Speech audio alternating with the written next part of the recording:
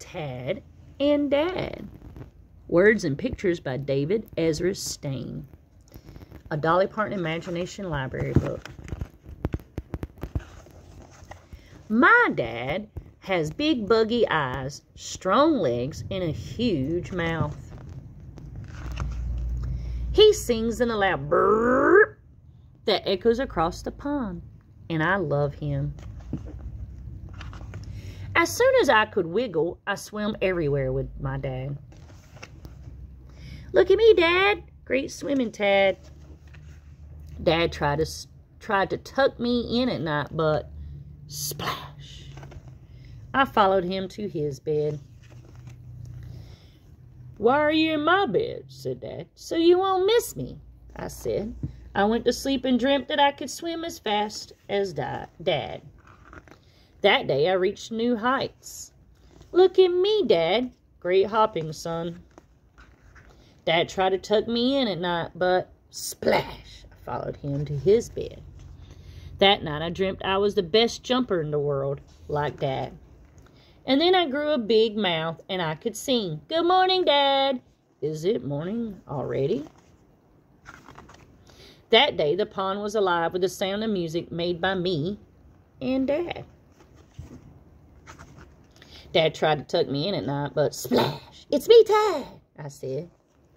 That night I dreamt I could sing as loud as Dad. And then I grew really big and I was very hungry. Hi, Dad, what's for breakfast? Oof.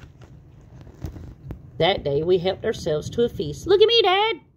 Great shot, son.